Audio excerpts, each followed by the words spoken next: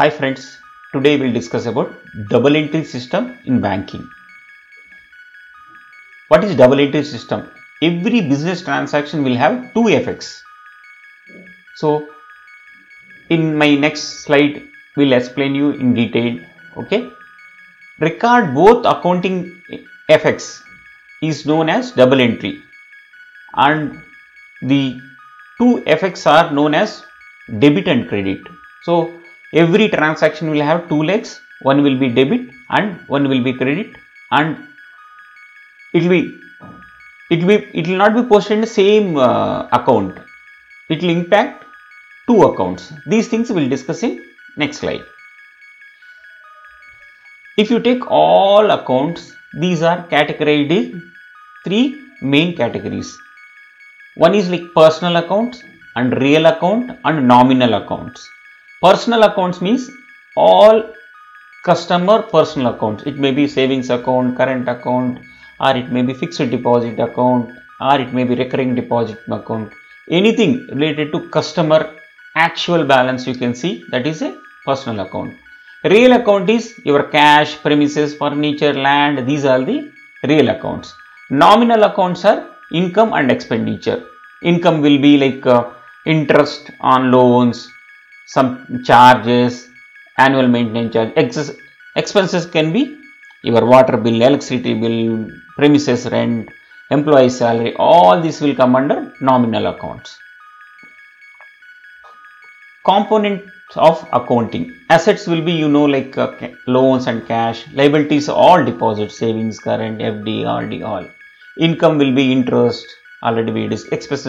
Expenses will be rent, water, salary. All these are expenses. For example, I'll take a cash deposit. How this double entry will be impacted? Mr. X deposits 100 rupees in his account. So, first will be there is a cash transaction and second will be savings account. So, already asset always debit. If you receive money from the customer, your balance should be increased, your teller balance. What you will do? You will debit the cash account, because cash is a asset. If you debit, balance will be increased. And credit customer account. Customer account should be personal account. It is a liability account. When you credit, automatically balance will be increased. So these are the two. One is debit and one is credit, and one is like we are debiting the cash account, crediting the customer account, and we are touching the real account and personal account. Real account because it is a cash, customer account because it is a personal account. Same thing if it is cash withdrawal. Cash withdrawal means money should be reduced.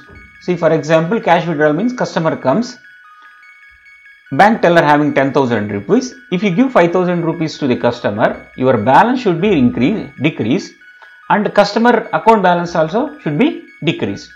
Then for the asset, you want to decrease the balance, you credit 200 rupees and you debit customer account.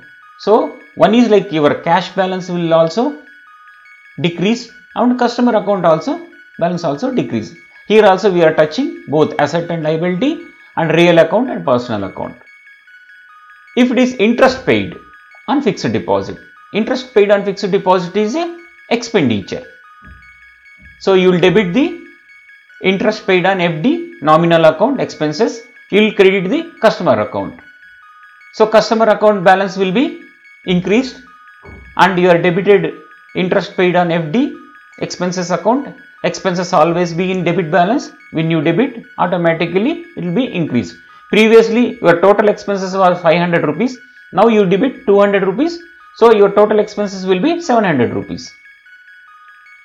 Same thing when you receive a charges or income from the customer. What we will do? We will debit the customer account because you have to decrease the balance. This is the personal account. Liabilities balance you want to decrease, you have to debit. Credit income, you want to increase the income. Previously you have 1,000 rupees income, you have got another 150 rupees. So you have to increase the income.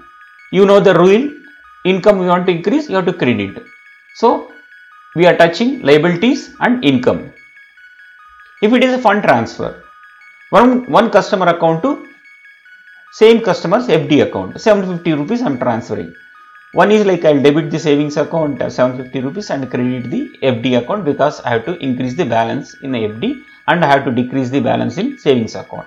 Both are personal accounts. I am touching only liabilities. So automatically when you debit, customer account will be decreased, and you credit the liabilities, customer FD account will be increased. If it is a loan disbursement, so you are debiting loan, so balance should be increased. So loan, when you are giving a loan, so loan account should be increased by 1,25,000. If you credit the customer account, savings account, liability should be increased.